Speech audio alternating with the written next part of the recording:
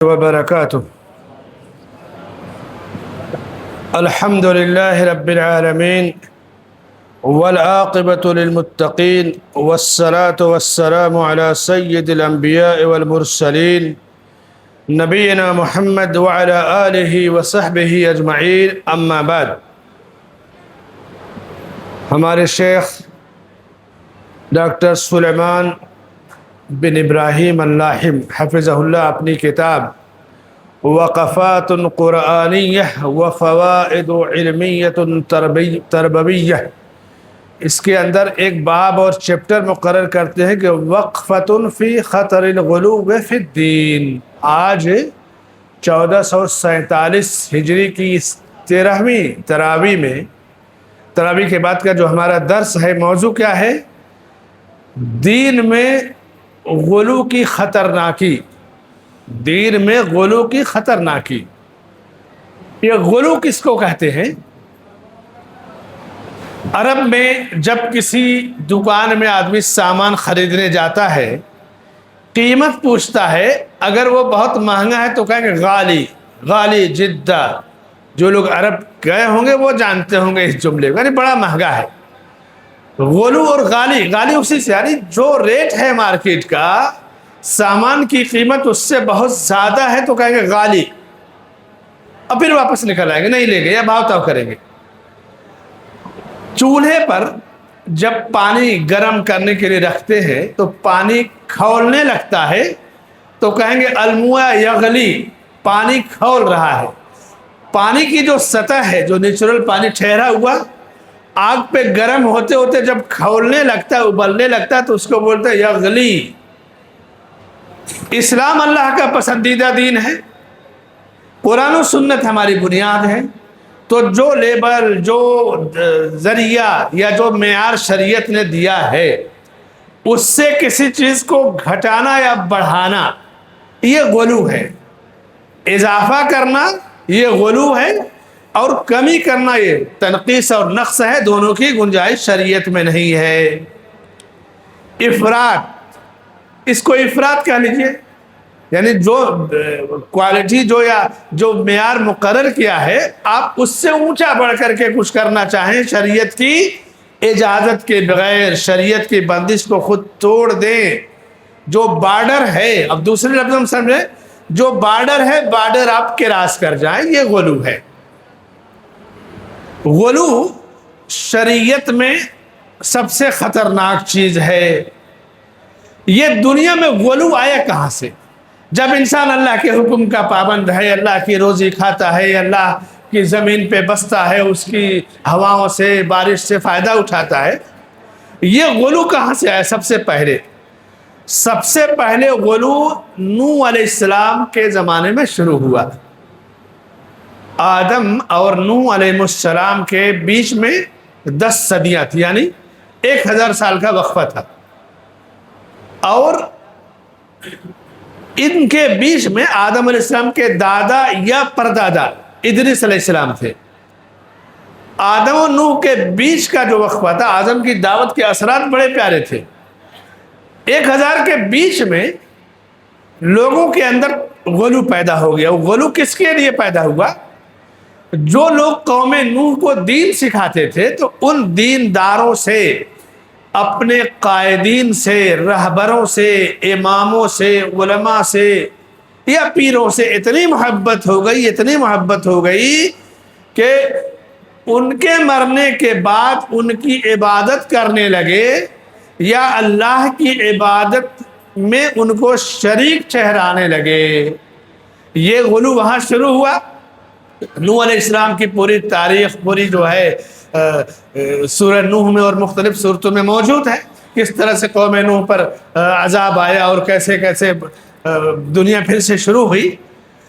اس کے بعد نوح علیہ السلام کو آدم ثانی کہا جاتا ہے، یعنی دنیا دوبارہ شروع ہوئی ہے. جو لوگ کشتی میں بچے تھے وہی لوگ زندہ تھے، باقی پوری دنیا ہلاک ہو گئی تھی. پھر یہ غلو یہود و نصارہ میں آیا. یہود و نصارہ کب کے ہیں؟ یعقوب علیہ السلام کا لقب اسرائیل ہے، اور نصارہ عیسائی یہ عیسیٰ علیہ السلام کے ماننے کا دعویٰ کرتے ہیں. اور یہود عزیر علیہ السلام، یعنی یہ لوگ کب کے ہیں؟ یہ ابراہیم علیہ السلام کے پوتوں کے بعد کی نسل ہے۔ یعقوب علیہ السلام ابراہیم علیہ السلام کے پوتے، یوسف علیہ السلام ابراہیم علیہ السلام کے پڑ پوتے، یعنی یہود بھی آدم علیہ السلام سے بہت بعد کے ہیں، اور نصارہ تو اور بعد کے ہیں۔ اب نصارہ کا غلو یہود کا کیا تھا؟ وقالت الیہود عزیر ابن اللہ وقالت النصارى المسیح ابن اللہ۔ یہود نے کہا کہ عزیر علیہ السلام اللہ کے بیٹے ہیں، نصارہ جن کو ہم عیسائی یا کرسچن کہتے ہیں، یہ انہوں نے کہا کہ عیسیٰ علیہ السلام اللہ کے بیٹے ہیں۔ تو یہ اللہ کی تنقیص ہوئی، اللہ کے مرتبے کو گھٹانا ہوا، اور ان انبیاء کی شان میں غلو کرنا ہوا، اس لیے کہ اللہ کے بندے تھے، اللہ کے رسول تھے، اللہ کا کوئی نہ بیٹا ہے نہ باپ ہے، لم یلد ولم یولد۔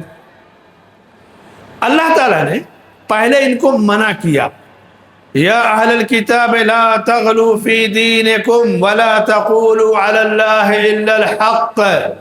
اے اہل کتاب، اپنے دین میں غلو مت کرو، اللہ کے معاملے میں حق بات کہو۔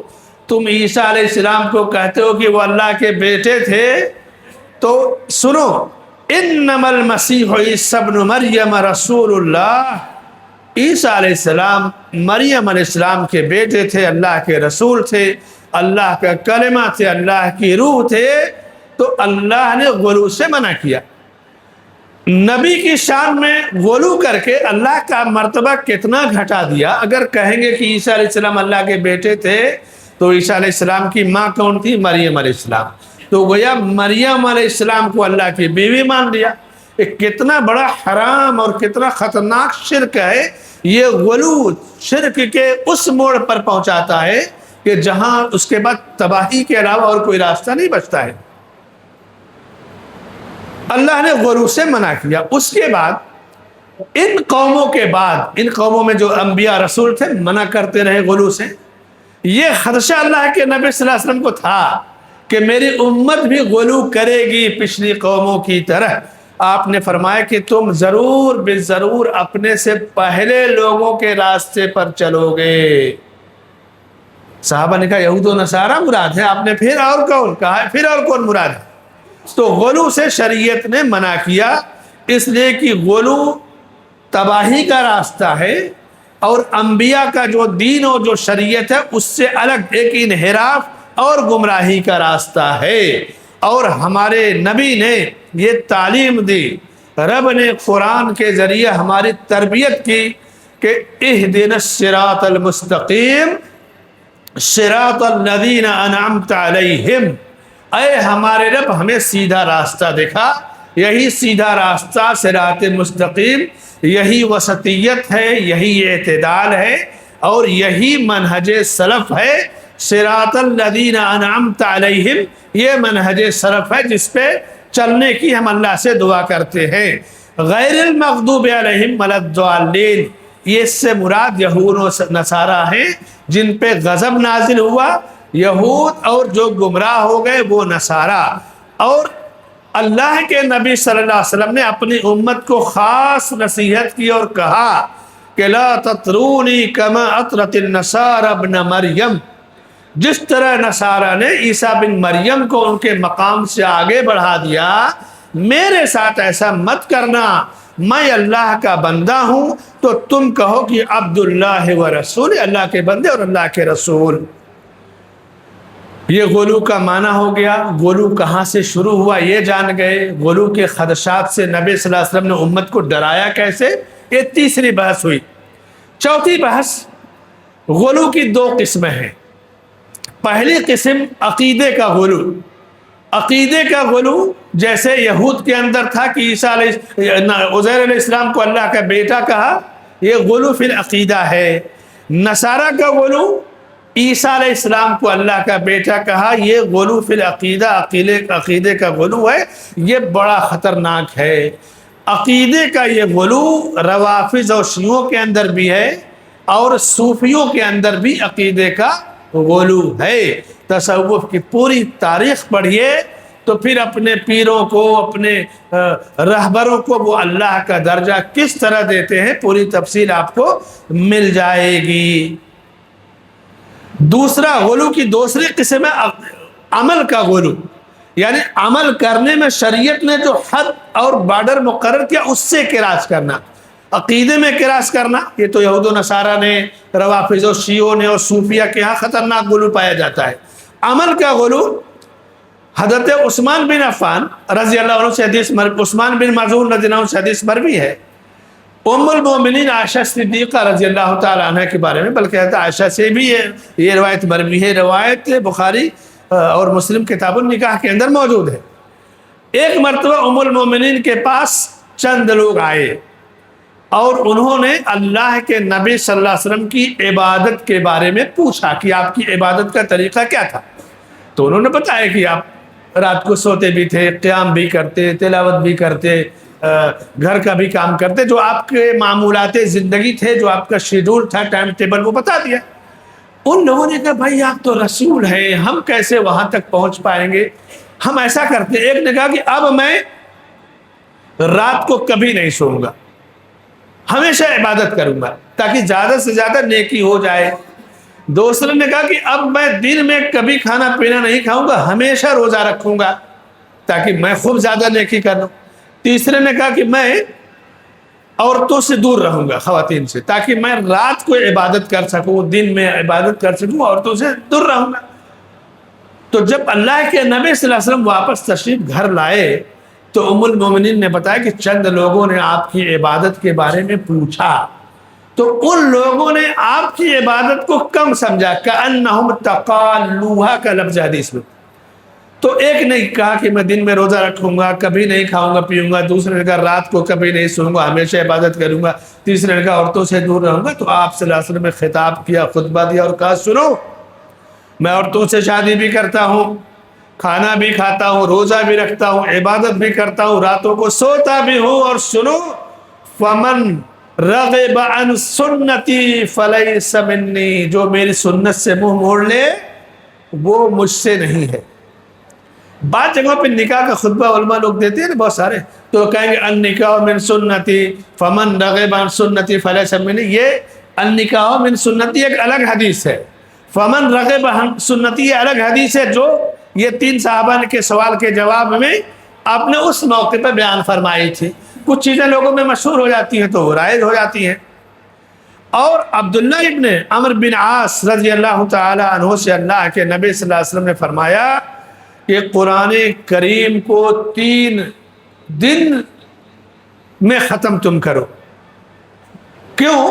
اور سلف کا بھی قول ہے کہ 3 دن سے کم میں قرآن نہیں ختم کرنا چاہیے، تاکہ جس نے ایسا کیا گویا کچھ سمجھا ہی نہیں، حق نہیں ادا کیا۔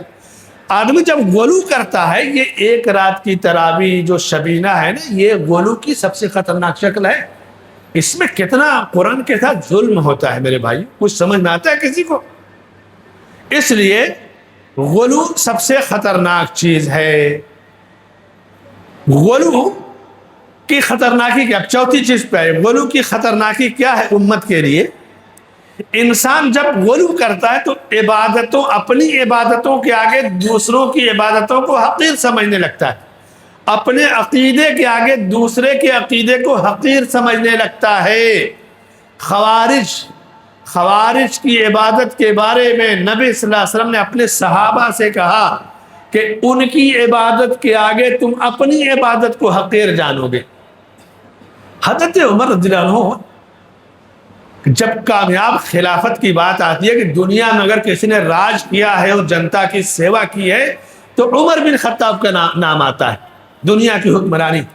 حضرت عمر بھی دھوکہ کھا گئے تھے خوارج سے، آپ اندازہ کیجئے، وہ حکمران جس کی نبض حالات پر تھی۔ جب عمرو بن عاص رضی اللہ عنہ نے مصر سے خط لکھا کہ مجھے ایک اچھا آدمی دے دو جو لوگوں کو قرآن سکھائے، دیندار ہو، تو حضرت عمر بن خطاب رضی اللہ عنہ نے عبد الرحمن بن ملجم کو بھیجا، کہا کہ لقد آثرتک علی نفسی، میں وقد بعثت الیک رجلا صالحا، میں ایک بڑا اچھا آدمی دے رہا ہوں، میں اسے اپنے پاس رکھنا چاہتا تھا، لیکن جب آپ کی ڈیمانڈ ہے تو آپ کے پاس بھیج رہا ہوں۔ یہ ابن ملجم تھا۔ ابن ملجم پھر غلو کی خطرناکی تک جب پہنچا ہے تو اپنی عبادت کے آگے، اپنے ایمان و عقیدے کے آگے حضرت علی کو کرا یہ کافر ہے، اور حضرت علی رضی اللہ عنہ کو قتل کیا۔ اور قتل کرنے کے بعد یہ نہیں کہا کہ میں نے غلطی کیا، کہا کہ میں نے نیکی اور جنت کا راستہ اپنا لیا۔ تو غلو میں جب آدمی پڑتا ہے تو وہ اپنے آگے سب کو کافر اور جہنمی سمجھنے لگتا ہے۔ اسی لیے آپ دیکھیے روافض اور شیعہ اپنے علاوہ نبی کے صحابہ کو بھی کافر و مرتد کہتے ہیں، ازواج مطہرات کو کافر و مرتد کہتے ہیں۔ صوفیہ کا غلو اپنے علاوہ سب کو وہ جہنمی اور کافر و مرتد کہتے ہیں۔ یہ پیری مریدی پگڑی والے اپنے علاوہ سب کو گمراہ کہتے ہیں۔ یہ سب غلو کی خطرناکی ہے۔ اگر اہدنا الصراط المستقیم صراط الذین انعمت علیہم اس لائن اور گائیڈ لائن پہ ہم رہیں تو ان فتنوں سے اچھی طرح سے ہم بچ جائیں گے۔ رافضہ، جن کو روافض و شیعہ کہا جاتا ہے، انہوں نے غلو کس کے شان میں کیا؟ تنقیص صحابہ کے کیا۔ ام المومنین عائشہ صدیقہ رضی اللہ عنہا کو یہ بدکار اور جانیہ کہتے ہیں۔ آپ کو بتائیں کہ سعودیہ میں ایک شہر قطیف ہے، وہ اس میں 90% شیعہ ہی رہتے ہیں۔ جب ان کا وہ محرم کا موسم آئے گا نا تو وہ ایک بکری لائیں گے اور بکری کو ایسے رجم کریں گے، مار ڈالیں گے، بولیں گے عائشہ ہے اور ہم رجم کرتے ہیں، نعوذ باللہ من ذالک، اور کہتے ہیں کہ قیامت کے قریب عائشہ رضی اللہ عنہا کو قبر سے نکال کر کے پہلے رجم کیا جائے گا، اور اللہ کے نبی صلی اللہ علیہ وسلم کی قبر کے پاس جو دونوں بت کھڑے دفن ہیں، ابو بکر اور عمر رضی اللہ عنہ، کہتے ہیں کہ ان کو ہم نکال کر کے باہر پھینک دیں گے۔ درود شریف جو ان کا ہے، جیسے ہم کہتے ہیں اللہم صلی علی محمد وعلی آل محمد کما صلیت علی ابراہیم وعلی آل ابراہیم انکا حمید مجید، اللہم بارک علی محمد وعلی آل محمد کما بارکت علی ابراہیم وعلی آل ابراہیم انکا حمید مجید۔ اس کے بعد کیا ہے؟ وَلْعِنْ صَنَمَيْ قُرَيْشُ وَجِبْتَيْهِمَا وَتَاغُوتَيْهِمَا وَابْنَتَيْهِمَا، اور قریش کو کے دونوں بت ابو بکر اور عمر رضی اللہ تعالیٰ عنہما، ان پر لعنت بھیجتے ہیں۔ ان کی دونوں بیٹیاں کون؟ حضرت حفصہ اور عائشہ جو کہ ام المومنین ہیں، ان پر لعنت بھیجتے ہیں۔ یہ روافض اور شیعہ کہتے ہیں کہ ہمارے بھائی ہیں، مسلمان ہیں، میرے بھائی اور دوستو، انہوں نے، ان کے پاس عقیدے کا بھی غلو ہے اور تنقیص اپنے ایمان اور عمل کے آگے صحابہ تک کو کافر کہتے ہیں۔ 3-4 صحابہ کے علاوہ کہتے ہیں نبی کی وفات کے بعد سب کے سب مرتد ہو گئے تھے۔ یہ ان کا عقیدہ ہے۔ اور یہی نہیں، اس امت میں جو غلو پیدا ہوا وہ غلو صحیح معنوں میں سلف کے راستے سے دور ہونے کی وجہ سے یہ غلو پیدا ہوا۔ خلیفہ راشد عثمان بن عفان رضی اللہ عنہ کی شہادت کے بعد سن 37 ہجری میں جنگ صفین کے موقع پہ خوارج کا فتنہ رونما ہوا۔ اس کے بعد رافضیت اور شیعت سر اٹھانے لگی، اور اس کے بعد عبداللہ بن سبا جو یہودی تھا لیکن ظاہری طور سے مسلمان ہوا، اور مسلمانوں کی صفوں میں گھس کر کے اس نے یہ تفریق اور لوگوں کے آل بیت کی محبت کے نام پر یہ گمراہی اور خطرناکی کا راستہ اس نے طے کیا۔ اور روافض اور شیعہ ایک نہیں، ان کے فرقے بہت زیادہ ہیں، تقریباً 300 فرقے ہیں ان کے، اسماعیلی، زیدی، اثنا عشری، یہ ان کے بڑے فرقے ہیں۔ اور یہود و نصارہ جتنی خطرناکی سے مسلمانوں پہ ان کی دشمنی ہے، یہ یہود و نصارہ سے بھی زیادہ اہل سنت مسلمانوں کو بدترین کہتے ہیں۔ یہود و نصارہ مرتد اور کافر صحابہ کو نہیں کہتے، ازواج مطہرات پہ نکتہ نہیں رکھتے۔ یہود و نصارہ سے بھی بڑھ کر کے امہات المومنین کو بدکار اور طوائفہ کہتے ہیں، صحابہ کو مرتد کہتے ہیں، اور کہتے ہیں کہ علی رضی اللہ عنہ زمین کے رب ہیں، اور حضرت علی کے پاس جبرائیل علیہ السلام وحی لے کر آ رہے تھے نبوت کے لیے، غلطی سے محمد صلی اللہ علیہ وسلم کے پاس چلے گئے اور ان کو نبی بنا دیا۔ اور نبیت علی کو ملنی چاہیے، یہ ان کا عقیدہ۔ اور قرآن کو مکمل نہیں مانتے، کہتے ہیں کہ ایک اصل مصحف فاطمی ہے جو ہمارے امام لے کر کے آئیں گے۔ اور صحابہ میں سے مقداد بن اسود، ابو ذر غفاری اور سلمان فارسی رضی اللہ عنہ، ان 3 صحابہ کے علاوہ تمام صحابہ کو ایک کافر اور مرتد کہتے ہیں۔ تقیہ یعنی جھوٹ بولنا، جھوٹ خوب پھیلانا، یہ ان کے مذہب کی بنیاد ہے۔ یعنی جس طرح خبریں آتی ہیں جھوٹ کی میڈیا کے ذریعے، یہ چیزیں عام طور سے روافض اور شیعوں کے اندر بھی ہیں۔ حسین رضی اللہ عنہ کی قبر کی زیارت کرنے والے کو ایک بار جس نے زیارت قبر حسین کیا اسے 20 حج کا ثواب ملتا ہے۔ اور یہ لوگ عالم اسلام کی قیادت کے نام پر، اسرائیل اور امریکہ سے ٹکر کے نام پر پوری دنیا کی آنکھوں میں دھول جھونکتے ہیں۔ جب حسن نصر اللہ کے تنظیم حزب اللہ نے اسرائیل سے ٹکر لی تو شیخ ڈاکٹر سلیم بن عید الہلالی علامہ البانی کے مشہور شاگرد ہیں، ان سے پوچھا گیا کہ اس کے بارے میں آپ کیا کہتے ہیں؟ تو علماء کہتے ہیں کہ فتنوں کے وقت آدمی فوراً زبان نہ کھولے، فوراً تبصرہ نہ کرے، لیکن جو اس کا عقیدہ تھا حسن نصر اللہ کا کٹر اور غالی قسم کا شیعہ تھا، اور ایک تحریک چلانا کہ ہم اس راستے سے رافضیت اور شیعت کو پھیلائیں گے۔ پچھلے چند سالوں کے اندر جب حماس کے ایران سے تعلقات ہوئے اور مدد کے نام پر جب یہ لوگ شیعہ ایران غزہ میں داخل ہوئے تو پورے غزہ میں اہل سنت والجماعت مسلمان تھے، موحد تھے۔ انہوں نے امداد کے نام پہ غزہ کی 5% آبادی کو شیعہ بنا دیا اور 70-80 لاکھ لوگوں کو 80,000 لوگوں کو قتل کروایا۔ اسی طرح سوریہ میں، یمن میں، عراق میں اب تک ان روافض اور شیعوں کے تعامل سے 10-20 لاکھ نے 1.5 کروڑ اہل سنت مسلمانوں کو قتل کیا گیا، ذبح کیا گیا، قتل کر کے لاشوں پہ تیزاب چھڑک دیا جاتا، اہل سنت مسلمانوں کی عورتوں کو قید کر کے حاملہ کروایا جاتا، پھر بچے پیدا کیے جاتے، اور یہ سلسلہ ایک عرصے سے جاری ہے۔ یہ جو ابھی مردود مرا ہے 1.5 کروڑ مسلمانوں کے قاتلوں کی لسٹ میں اس کا نام آئے گا۔ اس لیے ہمیں بہت زیادہ کسی چیز پہ تبصرے کی ضرورت نہیں، اس کی جڑ اور اس کا عقیدہ دیکھیں۔ ہاں ایک چیز جان لیجئے کہ دنیا یہ کہتی ہے کہ آخر عرب ممالک کیوں خاموش ہے، یہ سیاسی مسئلہ ہمیں تو اس میں نہیں پڑھنا ہے، لیکن یہ جان لیجئے کہ پائپ روڈ پہ اگر 2-4 آدمی لڑ پڑے اور لوگ کہیں یار کہ فیت والا مسجد میں اسحاق بھائی ہیں، یہ کیوں نہیں اس کے بیچ میں پڑھتے، آپ کیا کہیں گے؟ بھائی روڈ چلتے ہوئے لوگ لڑے ہیں، مسجد کے ٹرسٹی کا اس سے کیا تعلق ہے؟ عالمی پیمانے پہ اگر جنگیں ہو رہی ہیں تو ضروری نہیں کہ ہر آدمی اس کے اندر کود پڑے۔ اور شہادت اگر ایسے ملعونوں کو شہید کہیں گے تو ابو جہل کو بھی کل لوگ شہید کہنا شروع کر دیں گے۔ اس لیے خاموش رہنا چاہیے، اور ایک اصول جان لیجئے کہ دنیا میں سب سے زیادہ انگلی اٹھانے والے لوگ اسلام پر ہیں۔ اسلام کی سب سے صحیح شکل اتباع اور عمل کے لحاظ سے دنیا میں اگر کوئی مذہب اور مسلک ہے تو وہ اہل حدیث ہے، اور 54-55 مسلم ممالک میں اگر اسلام کی ترجمانی کہیں پائی جائے گی تو وہ سعودی عربیہ ہے۔